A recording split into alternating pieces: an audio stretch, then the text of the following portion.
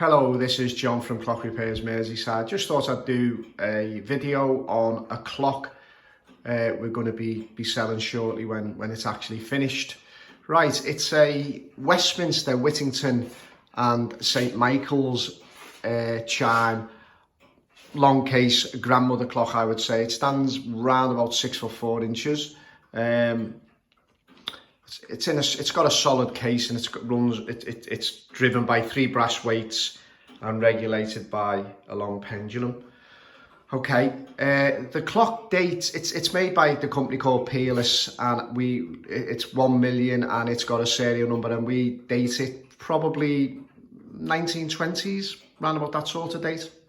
Okay, it came into us, we bought it in with 1 or 2 stuff. It wasn't something we actually picked, to be honest with you. It just came in with stuff, and then when I looked at the movements and things, I thought, well, you know, I'll see what I can do with it. Anyway, the actual dial, if you look, it had a one of these like Hermley tinny type dials, you know, the sort of thing, and it'd actually been stuck on just underneath the top spandrels with some double-sided sticky pad stuff.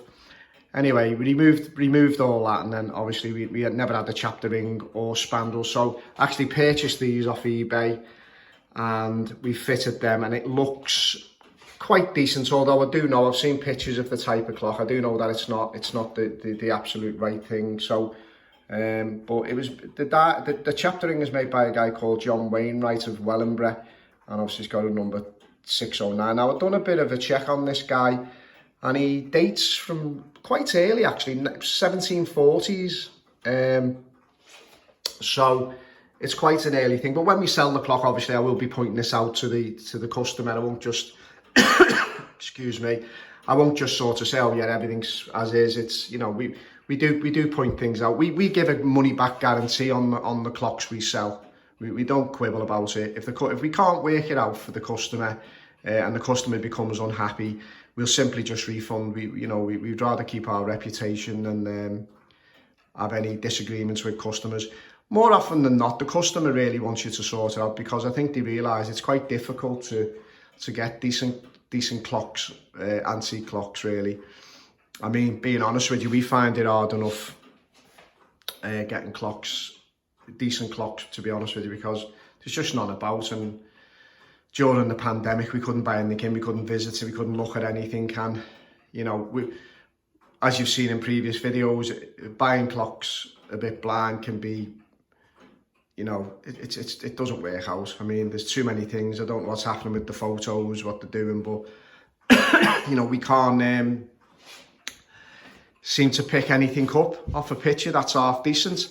And, you know, everything has got to be decent for us to try to sell. I just like, it's got a lovely chime on this, nice and deep and loud. I've switched it off, actually, see where we are.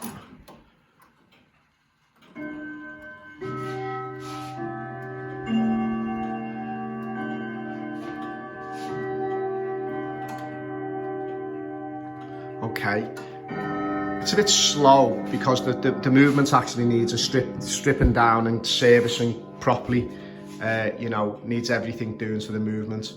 I've just pretty much got it up and running, really, just to give it a look. And you know, we're gonna have our new website soon, so we're going to be adding a couple of clocks there for sale. Not many, because I don't buy many. You know, I'll only buy stuff that's pretty decent and really serviceable, and I'm happy to guarantee. I won't buy stuff that I've got to do, you know, months and months of work on it, and then I've got to be worried about it when it gets sold. Is it going to be reliable? You know, am I going to be giving the money back anyway? I mean, you know, we don't do that. And if we buy clocks in, I'm very, very picky with what I buy. If I buy off a customer, you know, I really want it to be in the very, very best possible shape that it's going to be, and I'll always pay what you'd pay at auction, or you know, what you'd sell it at auction for. I will pay that, but and maybe a bit more if the clock is particularly nice. But you know, there's got to be there's a certain criteria. I mean, I'm not just going to buy something, you know, and then spend hours and hours trying to service it and get bits for it, and one thing or another, because I just haven't got the time to do that. We're so heavily involved in restoration. But anyway, that's the, that's a, grandmother clock, I would say. It stands about 6'4", driven by 3 weights and regulated by a pendulum. It's got that nice deep chime on it. And as I say, I think it dates 1920s, got a peerless movement in it. And that's it, yeah. As I say, I've been looking through auctions, a few auctions lately, and it doesn't seem a lot of stuff about. And I think prices are obviously rising. And now when you take into consideration the percentage you've got to pay for them, and then say, for instance, obviously we're in Liverpool, and you say you're getting something from Birmingham or Worcestershire or somewhere like that. I mean, it costs quite a lot of money at the end of the day for us to get it to us. And then obviously you've got that other thing, the people delivering these things.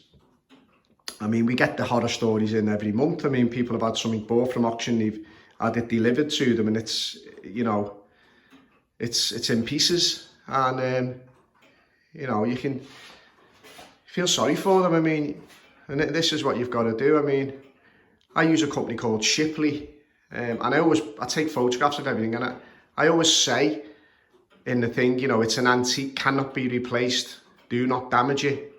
And I've got to be honest, if someone turns up at my door, I mean, I've been okay up to now, but if someone turns up with a clock, and it's not what it is, I'm not going to, they won't be getting the rest of the money. They'll have to sort something out with me, because, I'm not going to take it off the back of the van. If I suspect that they've been doing handbrake turns in the van with my clock in it, well, they're going to have to sort it out with me there and then, aren't they? Because I'm not going to have my money over. I've already, and I'm, But I've even heard the same things off the auctioneers, like people getting the auctioneers, people who they recommend, and the clock's turned up with, in pieces and all the rest of it. I mean, I know accidents happen, but, it's always that situation, isn't it? When it's other people's, when it's not their stuff, let's kick it round. But anyway, this is John from Clock Repairs Merseyside. Don't know if this will be interesting. I'd say we're getting our new website. We're going to be putting some videos on of clocks that we're going to sell, and then divert customers to YouTube and get them to have a look at some of the clocks we're selling. I think it's a good way for our to sell clocks as well. But also, I'm trying to get customers involved in old antique mechanical clocks. I think the quartz clock situation, I think it's about time we have a little pop back at that, quartz clocks, people, battery operated clocks. I mean, you certainly don't get a Westminster chime like that off a battery operated clock. I know that for a fact. Yeah, so I'm going to be doing a few more of these, and I'm going to separate them in the end into a section of antique clock, what we sell, and then divert the customers to that, because I don't really want it to interfere with what I'm doing with the repairs and the followers I already have, and but yeah, but I'm all the clocks I will be selling, there will be some kind of interest in them. They're not going to be the run-of-the-mill stuff. I mean, I'm never going to sell a couple of Hermleys or anything like that. They're going to be antique, at least antique. Well, I mean, this is just about on the brink of that one, I think. But they're all going to have some kind of interest with them, whether that be the restoration side of it, or generally the clock itself, or there'll be something, and hopefully it'll be interesting to all parties, and also it'll help the customer if they're buying it to see exactly what the clock was about. And that's it. Anyway, this is John from Clock Repairs Merseyside. If you like my videos, please subscribe and please leave me a like. I mean, it encourages me to do more and more, but I'm getting to quite enjoy doing some of the videos and some of the comments. I enjoy it. Okay, this is John from Clock Repairs Merseyside. Take care. Thanks.